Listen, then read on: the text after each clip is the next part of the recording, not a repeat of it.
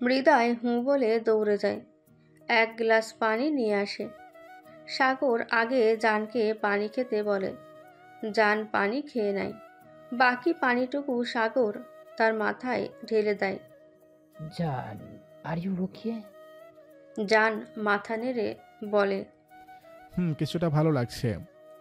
হৃদয় চিন্তিত মুখে জানের দিকে তাকিয়ে প্রশ্ন করে, শিওর তো? তা না হলে ডক্টরের কাছে যাওয়া দরকার।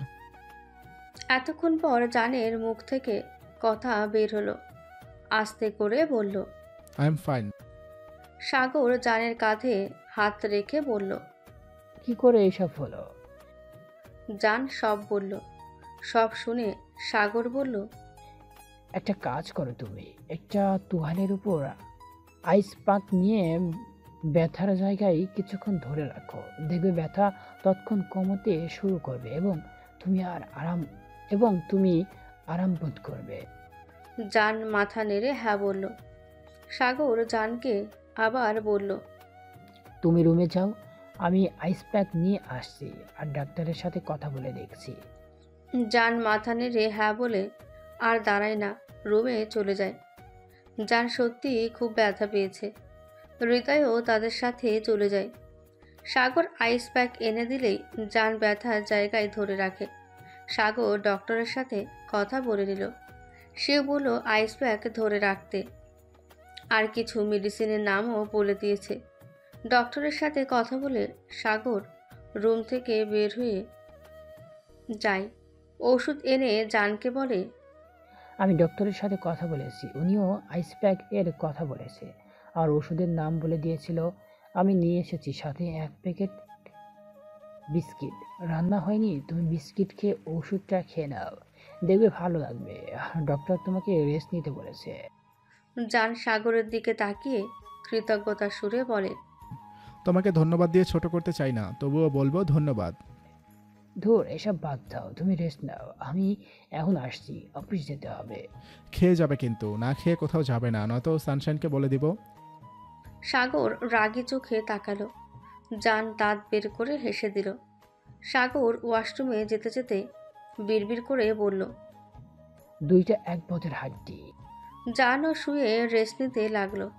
ঘণ্টাখানিক পর জান অনুভব করে তার আরাম লাগছে।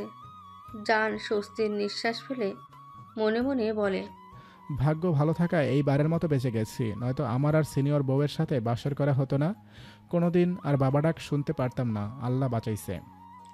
সকালে ৮টা। বাড়ির সব ছেলেরা খেতে বসেছে। আয়ুব খান খেতে বসে তরুণা বেগমকে বলল। শানিম এখনো নিচে নামেনি। তরুণা বেগম পানির গ্লাস এগিয়ে দিয়ে বললেন, মেয়েটা অসুস্থ 2 দিন ধরেই, তাই হয়তো নিচে নামেওনি। আয়ুব খান অবাক হয়ে বলল, শানিম অসুস্থ আগে বলনি কেন? তরুণা বেগম নরম সুরে বলল, ও কাউকে বলতে বারণ করেছে, তার মধ্যে বিয়ের এত কাজ কোন দিকে সামাল দিবে বলো তো? তাই বলে তুমি আমাকে বলবে না আমি গিয়ে দেখে আসি? আয়ুব খান চেয়ার ছেড়ে ওঠার আগেই লায়লা বলে উঠল, তুমি এখন সানিমকে পাবে না, ও হয়তো এখনো ঘুমিয়ে আছে। ফোন করেছি অনেকবার, রিসিভ করেনি। যখন দরজা খুলবে তখন আমি তোমাকে জানাবো। পাপা, তুমি এখন খাবার খেয়ে নাও তো। আয়ুব খান মুস্কি হাসি দিয়ে লায়লাকে কাছে ডাকল। লায়লাও চলে এলো। আয়ুব খান তাকে খাবার তুলে খাইয়ে দিল। চেয়ার খালি না থাকায় লায়লা দাঁড়িয়ে খেল। হাজার সিঁড়িতে দাঁড়িয়ে মুস্কি হাসল। লায়লাকে খুশি থাকতে দেখে তারও ভালো লাগছে।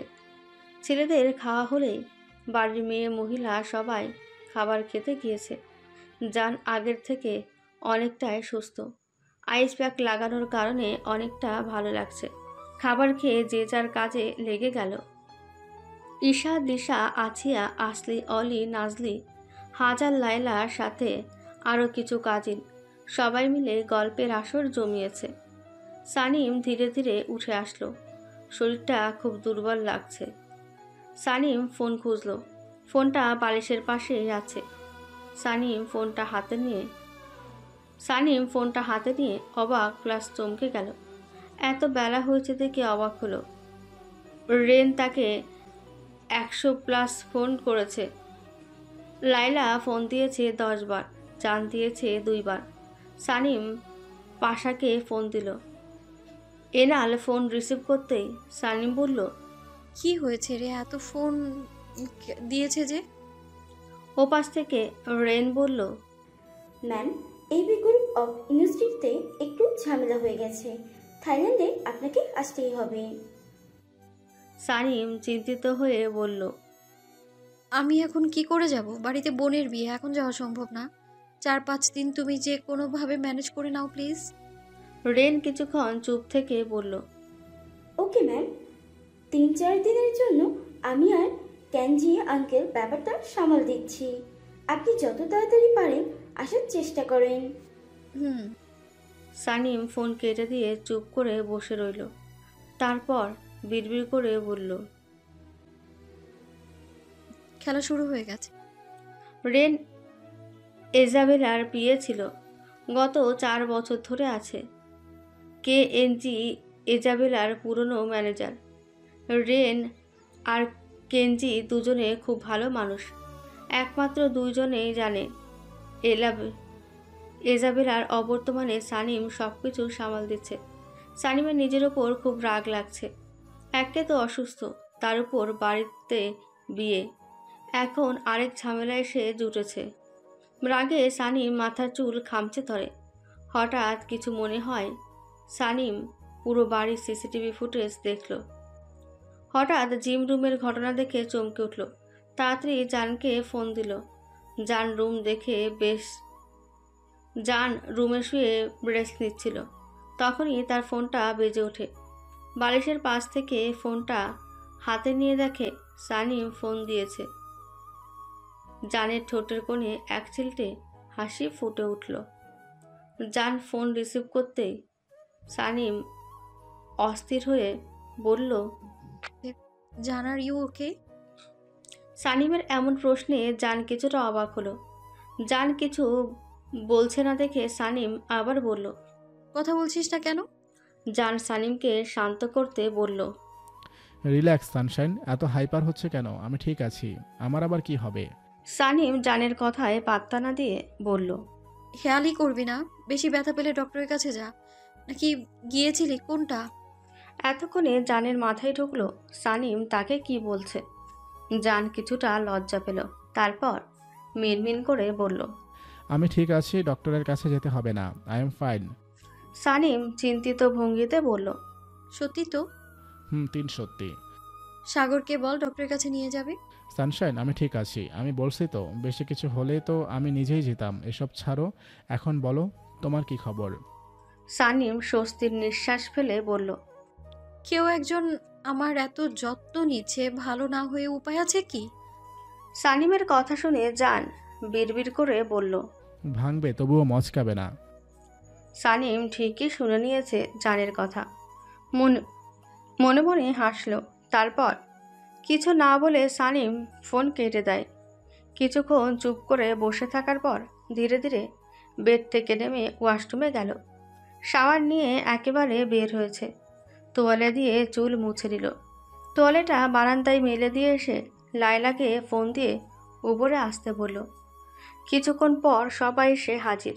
সানিম অবাক হয়ে বলল, তোমরা সবাই এখানে? কিছু কি হয়েছে? আইয়ুব খান মেয়ের পাশে বসে বলল। শানিম, তুমি অসুস্থ, আগে বলনি কেন? সানিম তার বাবার কাঁধে মাথা রেখে বলল, আমি ঠিক আছি আব্বু, চিন্তা করো না। মারে, আমার তোকে নিয়ে বেশি চিন্তা হয়, কখন কি হয়ে যায় এই চিন্তায় থাকি। আব্বু প্লিজ, আমায় নিয়ে চিন্তা করো না তো। খেয়েছো তোমরা সবাই? খেয়েছি, তুই বাদ আছিস?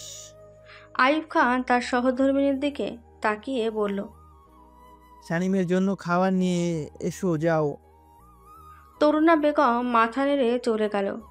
আইয়ুব খান মেয়ের মাথায় হাত রেখে বলল, খাবার খেয়ে রেস্ট নাও, তোমার নিচে নামতে হবে না, আমরা সামলে নিতে পারবো। বড়রা সবাই চলে গেল সানিমকে দেখে। নাজলি বোনকে জড়িয়ে ধরে বলল, আপু, তোমাকে এমন অসুস্থ অবস্থায় দেখতে ভালো লাগছে না। এত এত মানুষের এত আনন্দ চারদিকে, এত হই হুল্লোড় এসবের মাঝেও তোমাকে খুব মিস করছি। সানিম বোনের মাথায় হাত রেখে বলল, ধুর পাগলি, আমি কি হারিয়ে গেছি নাকি? আমি তো সব সময় তোদের পাশে আছি। মন খারাপ করিস না। এখন তোরা সবাই গিয়ে রেস্ট নে। সন্ধ্যায় প্রোগ্রাম আছে তো নাকি? আমরা এখন কেউ কোথাও যাব না, এখানে বসে আড্ডা দিব। কি বলো সবাই? নাজদির কথায় সবাই একসাথে বলে ওঠে। ইয়াস, আমরা এখন কোথাও যাব না। সানিমের আর কি করার, জোর করেও লাভ নেই, তাই বলল, ওকে, তোরা এখানে আড্ডা দে। সবাই গল্পে মেতে উঠল। কিছুক্ষণ পর মুক্তা বেগম এসে খাবার খাইয়ে দিয়ে গেছে সানিমকে। সানিমও চুপচাপ খেয়ে নিয়েছে। বিকেলে সবাই রেডি হচ্ছে গায়ে হলুদের জন্য। জান দুপুরে না খেয়ে ঘুমিয়ে গিয়েছিল। বিকেল 4টেয় ঘুম ভাঙে জানের। ঘুম থেকে উঠে জান ওয়াশরুমে চলে যায়। ঘুমানোর কারণে দুপুরে গোসল করা হয়নি, তাই ঘুম থেকে উঠে গোসল করতে চলে গেল। আধা ঘন্টা পরে জান ওয়াশরুম থেকে বের হলো, কোমরে টাওয়াল পেঁচিয়ে। চুল থেকে টপ টপ করে পানি পড়ছে। আয়নার সামনে দাঁড়িয়ে চুল মুছতে মুছতে কাল রাতের কথা মনে পড়ে গেল। জান মুচকি এসে বিড়বিড় করে গান গেয়ে উঠল।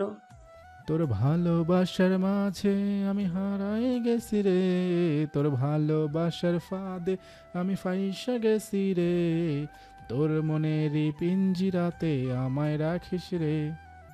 জান গান গেয়ে নিজেই হেসে ফেলল। তারপর কালো একটা টি শার্ট আর কালো ট্রাউজার পরে নিল। ফোনটা হাতে নিয়ে রুম থেকে বের হয়ে গেল। ড্রয়িং রুমে বসেছিল আসিয়া আর অলি।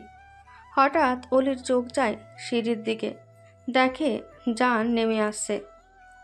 তার পাশে হৃদয়, দুজনে কথা বলতে বলতে নিচে নামছে। হৃদয়ের পরনে 3/4 প্যান্ট আর অ্যাশ কালারের শার্ট। দুইজনকেই অসম্ভব সুন্দর লাগছে। অলি মুগ্ধ নয়নে তাকিয়ে আছে হৃদয়ের দিকে। অলি চোখ সরাতে পারছে না। আসিয়া অলিকে ধাক্কা দিয়ে বলে, কি রে, কখন থেকে ডাকছি, সাড়া দিচ্ছিস না কেন? অলি থতমত খেয়ে বলল, কি হয়েছে আবার বলো। আসিয়া সন্ধিয়ান দৃষ্টিতে তাকিয়ে বলল, কাহিনী কি বলতো? কই, কিসের কাহিনী? আসিয়া আর ঘাটল না। যার নিচে নামতেই সেফা বেগম বললেন, এই তো জান চলে এসেছে। সেফা বেগমের কথা শুনে সবাই সিঁড়ির দিকে তাকালো। তরুণা বেগম বলল, কি আব্বাজান, ঘুম তাহলে ভাঙলো? জান মুস্কি হেসে চেয়ার টেনে বসতে বসতে বলল, আমার প্রচুর ক্ষুধা লাগছে, মামনি খেতে দাও। হৃদয় জানকে বলল, তুমি খাবার খেয়ে গার্ডেনে এসো, আমি সেখানেই আসি। বড় আপা আপনি বসেন, আমি জানকে খাবার এনে দিচ্ছি। তরুণা বেগম অবাক হলেও কিছু বলল না। জান খাবার খেয়ে গার্ডেনে চলে গেল। জান হৃদয়কে বলল, চলো মোড়ের দোকান থেকে চা খেয়ে আসি। চলো। আর তুমি এখন ঠিক আছো? জান মাথা নেড়ে মুস্কি হেসে বলল, এখন অনেকটাই বেটার। হৃদয় আর জানের সেম এজ। হৃদয় মেডিকেলে পড়ছে। কথা বলতে বলতে ওরা দুজন চলে এলো চায়ের দোকানে। জান বেঞ্চে বসতে বসতে বলল, মামা 2 কাপ চা দাও তো। মামা দিচ্ছি বলে কাজে লেগে পড়ল। ওরাও টুকটাক কথা বলতে লাগলো। মেহমদ ঈশাকে কাল থেকে ফোন দিচ্ছে, কিন্তু ঈশা তো রাগ করে আছে। কাল মেহমদ এসেছিল অনুষ্ঠানে, বাট তাকে কিছুক্ষণ পরেই চলে যেতে হয়েছে। মেহমদের বাবা খুব অসুস্থ। ঈশার সাথে কেন দেখা করেনি তার জন্য রেগে আছে। কাল থেকে আজ পর্যন্ত মেহমদ 145 বার ফোন দিয়েছে। 46 বারের মাথায় ঈশা ফোন রিসিভ করে বলল, কি হয়েছে, বারবার ফোন দিচ্ছ কেন? কি হয়েছে ইস্যু, এমন করছো কেন? জানোই তো আব্বু অসুস্থ, তারপরেও এমন করবে? জানোই তো, আর আমার আব্বু ছাড়া কেউ নেই।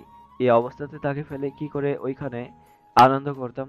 তুমি যদি আমার পরিস্থিতি না বুঝো তাহলে কেমনে হবে? ঈশা মেহমদের সব কথা শুনল। কিছুক্ষণ চুপ থেকে বলল, আই এম সরি। মেহমেদ স্বস্তির নিঃশ্বাস ফেলে মুচকি হেসে বলল, দূর পাগলি, সরি বলার কি আছে, কিছুই নেই। তুমি বুঝতে পেরেছো, এটাই অনেক। ঈশাও হেসে বলল, আজ আসবে তো? আজ আসতে পারবো কি জানি না, কাল আসবো এটা শিওর। আজ যেতে না পারলেও রাগ করো না প্লিজ। ওকে, সমস্যা নেই। আঙ্কেল, কি অবস্থা এখন? জ্বর কিছুতেই কমছে না। ডাক্তার দেখাওনি? দেখিয়েছি, ওষুধ দিয়েছে, না কমলে পরশু যেতে বলেছে। ওনার খেয়াল রেখো এখন। রাখছি, পরে কথা হবে।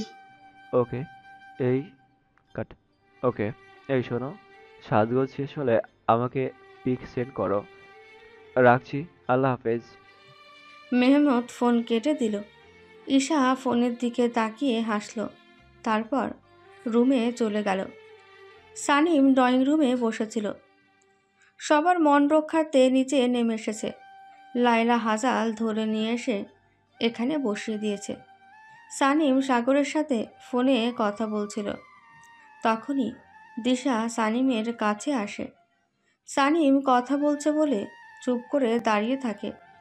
সানিম ফোনে কথা শেষ করে দিশাকে বলে, কিরে, কিছু বলবি? দিশা আমতা আমতা করছে দেখে সানিম শান্ত সুরে বলল, যা বলার বলে ফেল।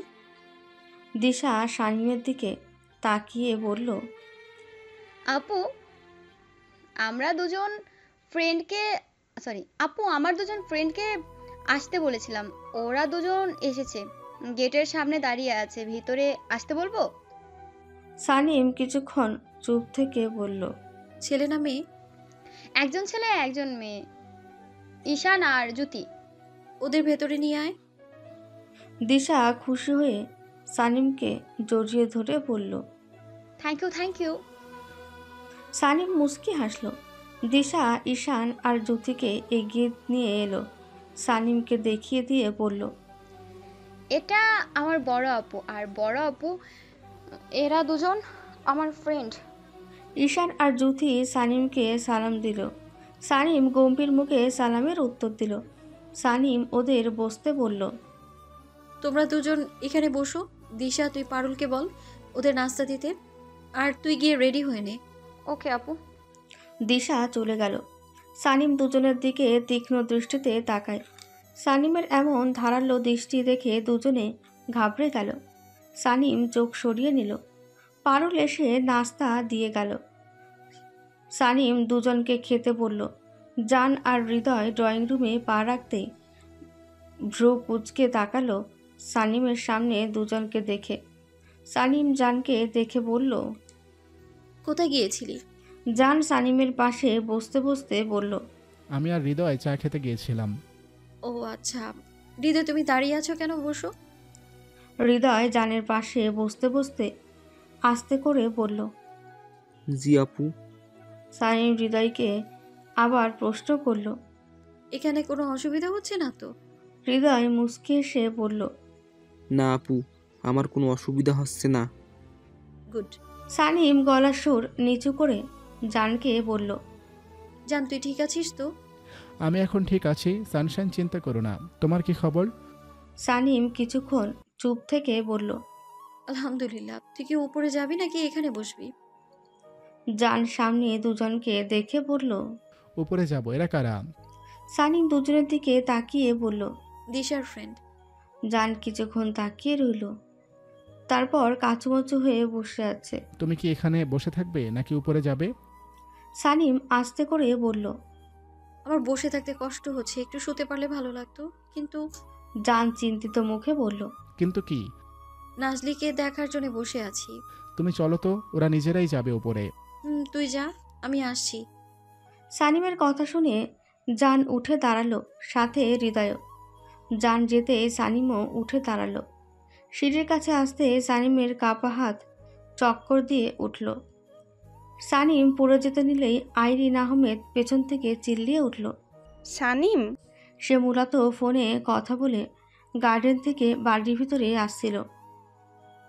আইরিনের চিল্লানো শুনে জান পেছনে ঘুরে দেখে সানিম পড়ে যাচ্ছে। জান কেবলই 5টা সিঁড়ি পার করেছিল। জান ঝড়ের বেগে এসে সানিমকে ধরে আর নিচু হলো। তরুণা বেগম দৌড়ে মেয়ের কাছে এসে পড়ল, কি হয়েছে আমার মেয়ের? জানো এইভাবে পড়ে আছে কেন? মামনি রিল্যাক্স, সানশাইন সেন্সলেস হয়ে গেছে। ততক্ষণে বাড়ির সব মেয়েরা হাজির হয়ে গেছে। লায়লা অস্থির হয়ে বলল, একটু আগেই তো ভালো ছিল, হঠাৎ কি হলো?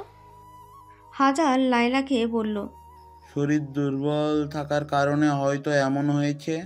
যান, ওকে কোলে তুলে রুমে নিয়ে চলো। জান 1 সেকেন্ড দেরি না করে সানিমকে কোলে তুলে নিল। সানিমের রুমে সবাই রেডি হচ্ছিল। সাজগোজের সব জিনিস বোর্ডে ছড়িয়ে ছিটিয়ে আছে, তাই জান সানিমকে নিজের রুমে নিয়ে গেল। তরুণা বেগম মেয়ের মুখে পানি ছিটা দিতে লাগলো। সানিম চোখ খোল মা, এই সানিম চোখ খোল। জান্নাত বেগম সানিমের পা মালিশ করে দিচ্ছে, মুক্তা বেগম হাতের তালু মালিশ করে দিচ্ছে। হৃদয় এগিয়ে এসে বলল, আমি কি একটু দেখতে পারি? আইরিন বেগম পাশ থেকে বলল, দেখ তো বাবা কি হলো মেয়েটার, তুই তো মেডিকেল পড়ছিস। হৃদয় যেই না সানিমের হাত ধরতে যাবে তার আগেই কেউ বলে উঠল, স্টপ। সবাই চমকে গেল। হৃদয় নিজেও চমকে পেছনে তাকালো। সবাই লায়লার দিকে তাকালো। জান্নাত বেগম বলল, লায়লা কিছু বলার আগেই হাজাল বলল, আসলে মনিমা, সানিমা আজ পর্যন্ত কোনো ছেলে ডক্টরের কাছে যায়নি, সব মেয়ে ডক্টরের কাছে নিয়ে চিকিৎসা করিয়েছে। এখন যদি এর একটু হেরফের হয় তাহলে ও পড়ে জানতে পারলে লঙ্কাকাণ্ড ঘটাবে। আর আমি ডক্টরকে ফোন করে এসেছি। হৃদয় পিছিয়ে গেল। কেউ আর কিছুই বলল না, কিন্তু হৃদয়ের মনে ঠিকই খটকা লাগলো। মনে মনে বলল, জানতো ওকে কোলে নিয়ে আসলো, তখন তো বাধা দিল না, উল্টো এরাই কোলে নিতে বলল, তাহলে এখন কেন বাধা দিল? হৃদয় পিছিয়ে গেল। কেউ আর কিছুই বলল না, কিন্তু হৃদয়ের মনে ঠিকই খটকা লাগলো।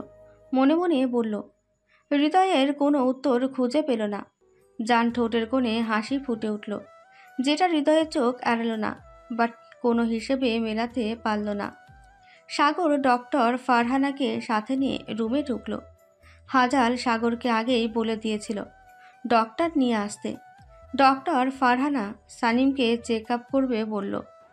শরীর খুবই দুর্বল, মনে হয় ঠিকমতো খাওয়া দাওয়া করে না, কোনো কিছু নিয়ে হয়তো অতিরিক্ত টেনশন করেছিল, যার ফলে এমন হয়েছে।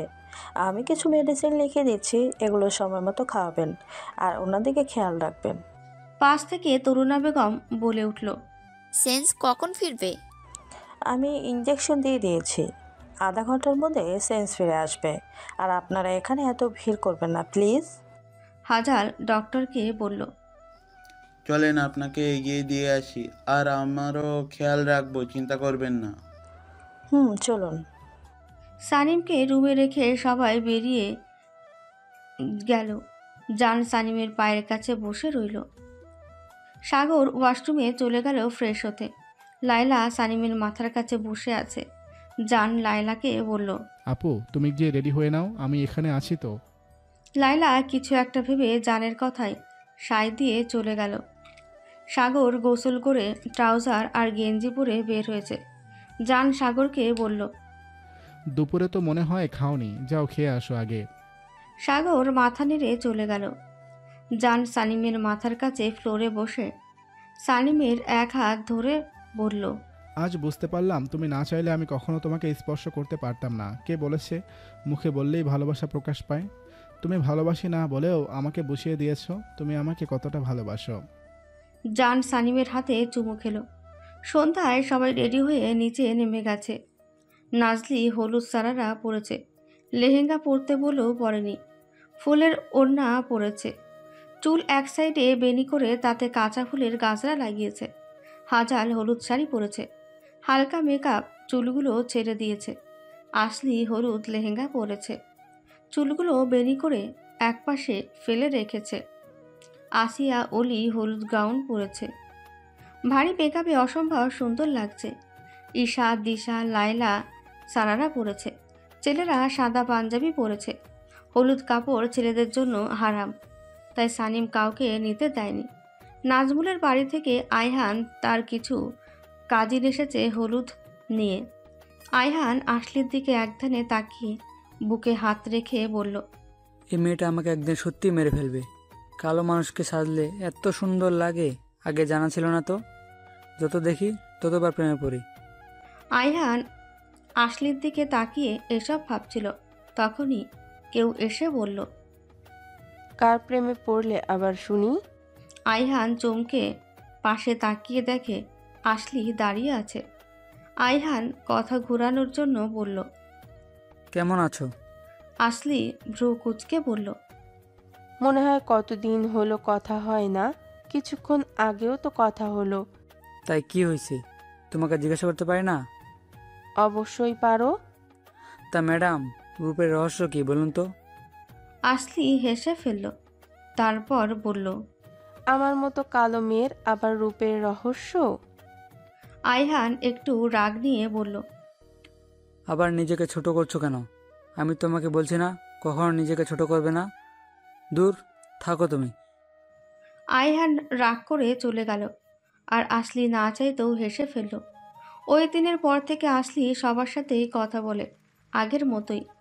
আয়হানের সাথে মেসেঞ্জারে কথা হয়।